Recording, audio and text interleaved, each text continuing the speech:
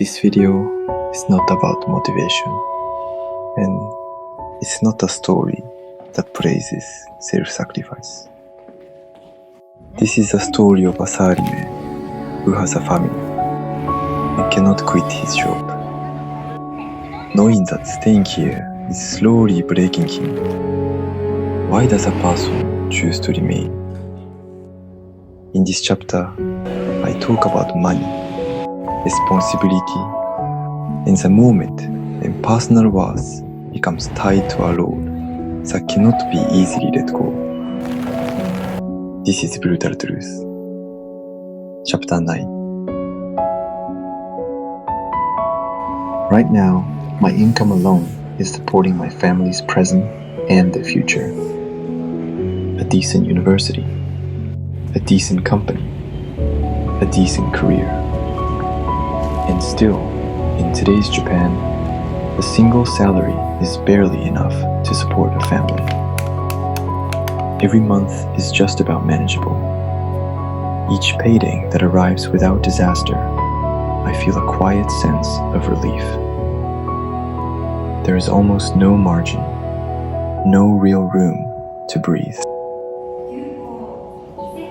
And yet, the pillar that somehow supports my family's present and future is not a strong one.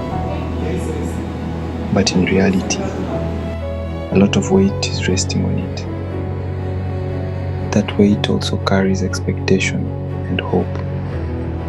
And because of that, its shape is clear. I can't look away from it. I have no choice but to accept it. This is not something forced on me. This is my own decision. If I had enough money, I wouldn't be doing this job. Loyalty to the company, self-fulfillment, contributing to society, for the smiles of people somewhere in the world. A job that only I can do. Relationships that exist because it's me.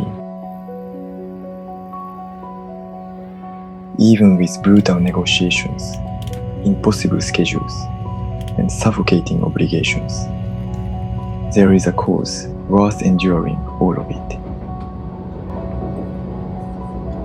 That's how I keep working. Half of that is true.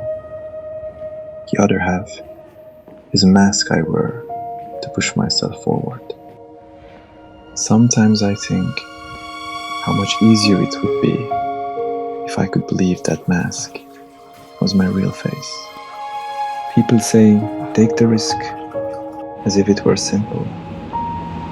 But for me, it isn't hope. It's a gamble. And it's not just my life that's being wagered. My family's livelihood, my child's future, the sense of safety for tomorrow and the next day. Everything goes on the table. If I win, I'm praised. If I lose, no one shares the responsibility. Knowing that, I become careful. No, I'm not careful. I'm afraid. But that fear is something only people with something to protect are allowed to feel. And without anyone telling me, my options disappear, one by one, quietly. Responsibility. My role as a father. Doing the right thing. That's what I tell myself. But that's not all. There's pride. There's the fear of letting others see me fail. And to be honest, I'm tired. Tired of chasing dreams. Tired of believing in myself again. I don't have the strength to start over from zero. When I was younger, being someone who could start again had value. Now, I'm barely managing to be someone who doesn't collapse.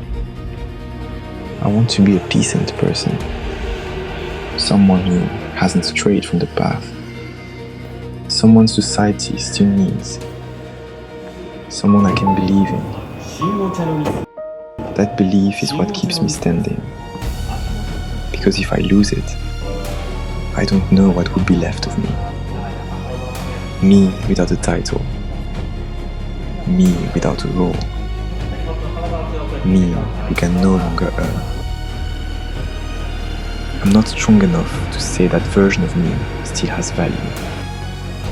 And this role, it doesn't actually require me. It's replaceable. The company keeps running. The work continues. Society doesn't stop. If I were gone, there might be friction at first, but with time, things would settle into balance. I understand that intellectually. And still, I can't free myself from this place.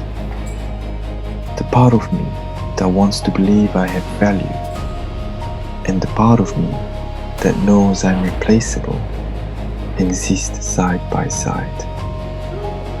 That's why I can't move forward. I'm not stuck.